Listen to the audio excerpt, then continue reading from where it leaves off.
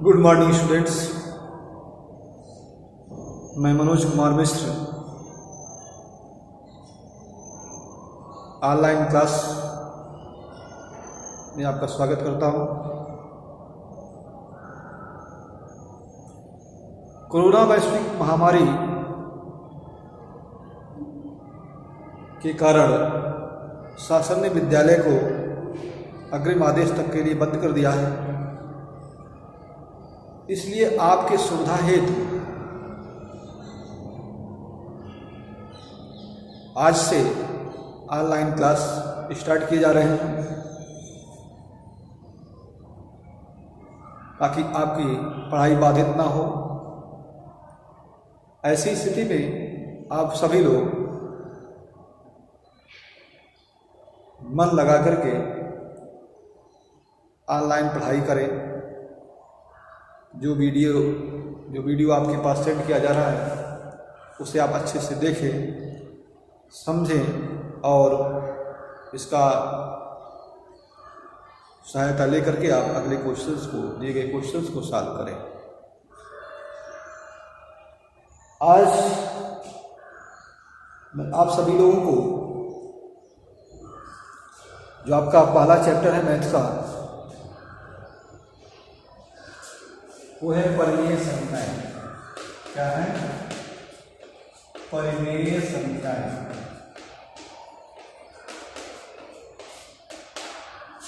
Rational number.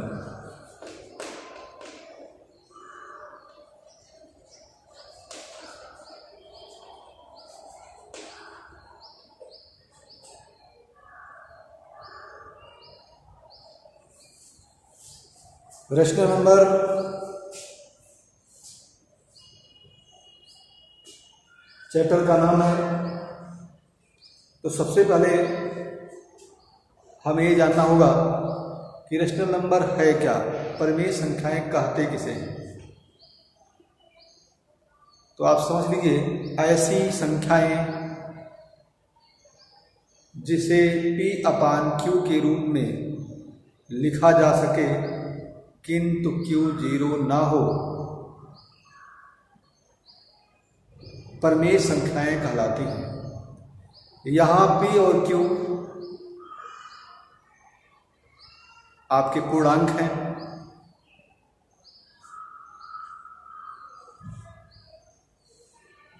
P आपका परिमेय संख्या का अंश है और Q परिमेय संख्या का हर है, जिसे हम रेशनल नंबर का डिनोमिनेटर भी कहते हैं।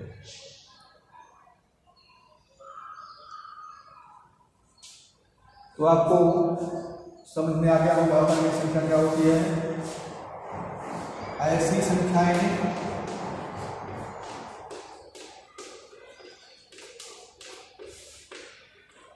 जिसे P/Q के रूप में लिखा जा सके,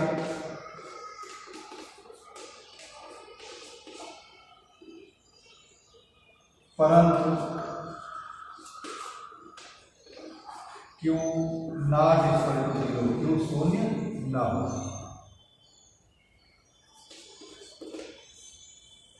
परिमेय संख्याएं बताते हैं।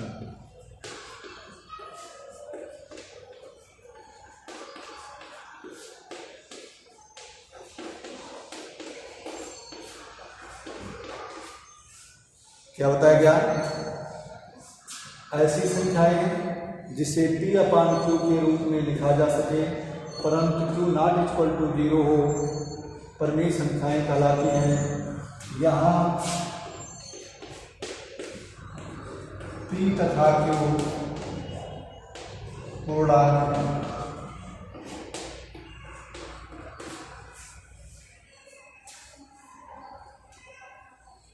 आप उदाहरण के रूप में लिख सकते हैं 3/5 है, -4/7 है, 0 है, 2/1 है, 9/11 है, ये सब क्या है? परिमेय संख्याएं हैं। क्यों? क्योंकि आपने देखा कि इसका जो अंश है या किसी में जीरो नहीं, तो इसका जो अंश है इसका हर क्या है? जीरो नहीं है, मतलब इसको आप 0/1 ले सकते हो। इस तरह से ये क्या होंगी? परिमेय संख्या होंगी। इससे इस निष्कर्ष निकलता है कि सभी प्राकृतिक संख्याएं परिमेय संख्याएं होती हैं, लेकिन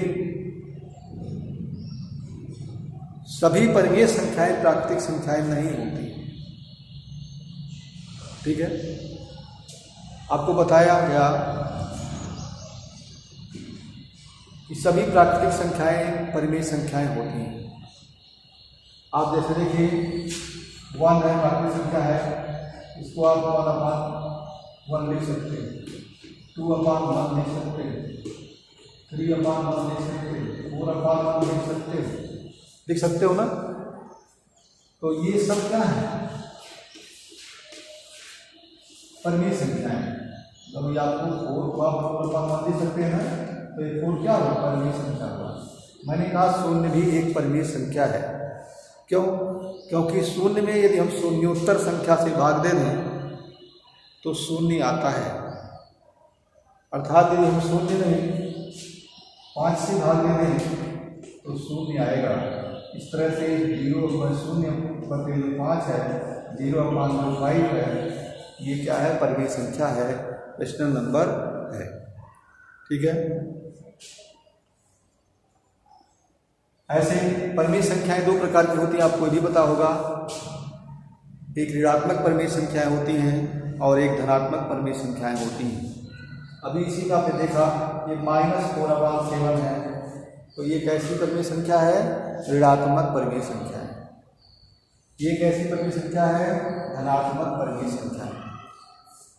तो इस तरह से कुछ महत्वपूर्ण परिणाम आपको प्राप्त हुए कि आप कह सकते हो कि प्रत्येक प्राकृतिक संख्याएं परिमेय संख्याएं होती हैं, परंतु आवश्यक नहीं है कि प्रत्येक परिमेय संख्याएं प्राकृतिक संख्याएं हों। ठीक है, फिर आपको बताया गया कि शून्य भी एक परिमेय संख्या है, क्योंकि किसी शून्य को किसी अशून्य संख्या से भाग देने पर भागफल शून्य आता है, इसलिए शून्य भी एक परिमेय संख्या होगी। उसके बाद आपको बताया गया प्रत्येक पूर्णांक एक परिमेय संख्या है, परंतु प्रत्येक परिमेय संख्या पूर्णांक हो ऐसा आवश्यक नहीं है। जैसे आप देखिए -2/1, ये क्या है? परिमेय संख्या है। -7/2 है, ये परिमेय संख्या है, ऋणात्मक है ना। इसी तरह से 0/1 है, ये भी परिमेय संख्या है। तो इस तरह से कहा जा सकता है कि प्रत्येक पूर्णांक एक परिमेय संख्या होती है। पूर्णांक का मतलब जानते हो, उसको इंग्लिश में इंटीजर्स कहा जाता है। पूर्णांक क्या होता है आपको पता होगा कि सभी धनात्मक संख्याएं, सभी ऋणात्मक संख्याएं और साथ में शून्य को भी ले लिया जाए सम्मिलित रूप से, हम सबको क्या बोलेंगे? पूर्णांक कहते हैं।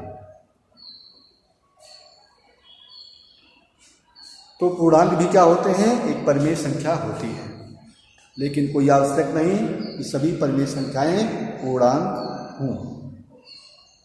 जैसे 3/2 है,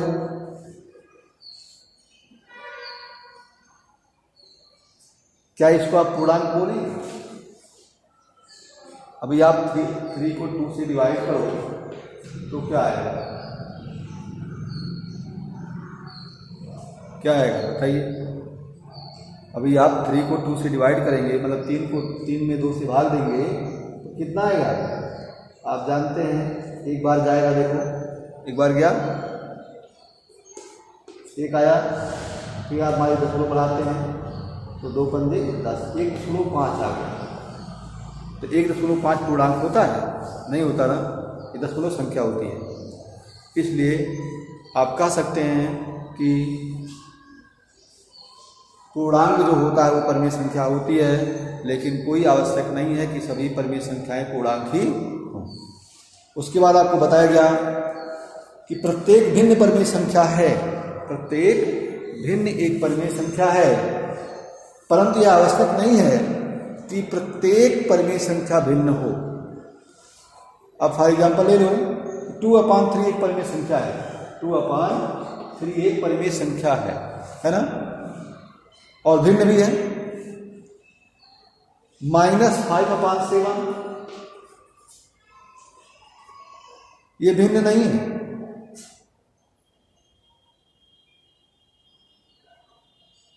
क्योंकि 5/-7 का हर जो है एक प्राकृतिक संख्या नहीं होता। इसलिए देखिए ये -5 क्या है, प्राकृतिक संख्या नहीं है ना।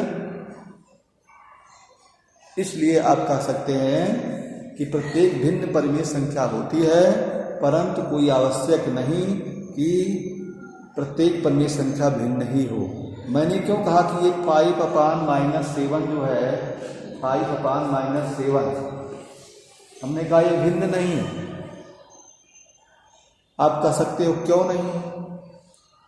देखिए इसका जो हर है ये -7 है, जो परिमेय संख्या नहीं है, इसलिए आप 5/-7 को भिन्न नहीं कह सकते। इसे आप परिमेय संख्या ही कहेंगे, भिन्न नहीं हो सकता। ठीक है, तो बस आज इतना ही। आप इसे अच्छे से समझिएगा, कल फिर हम अच्छे से आप लोगों को पढ़ाएंगे। आज ये स्टार्टिंग था, पहला चैप्टर यही आपका है। एक बात पुनः आप समझ लीजिए, परिमेय संख्या क्या होती है? ऐसी संख्याएं जिसे P/Q के रूप में लिखा जा सके परंतु Q ना हो, परिमेय संख्याएं कहलाती हैं। यहाँ P तथा Q पूर्णांक है। ठीक है, उसके बाद मैंने परिमेय संख्याओं से संबंधित कुछ महत्वपूर्ण आपको गुण भी बताया, मैंने उसका कुछ परिणाम भी बताया। पहला परिणाम मैंने बताया था अभी कि प्रत्येक प्राकृतिक संख्याएं परिमेय संख्याएं होती हैं, परंतु कोई आवश्यक नहीं कि सभी परिमेय संख्याएं प्राकृतिक संख्याएं हों। ठीक, दूसरा मैंने बताया कि शून्य एक परिमेय संख्या है, क्योंकि शून्य को अशून्य संख्या से भाग देने पर शून्य आता है। अतः आप कह सकते हैं कि शून्य भी एक परिमेय संख्या है, क्योंकि हम शून्य को 0/1 लिख सकते हैं, 0/1 लिख सकते हैं। यहाँ 1 क्या है? हर है ना, हर शून्य नहीं होना चाहिए। यही तो आपको परिमेय संख्या के में बताया गया है। इसी तरह से मैंने और भी आपको एग्जाम्पल से भी बताए। आप वीडियो को ध्यान से सुनिएगा, आपको समझ में आ जाएगा। Thank you, have a nice day.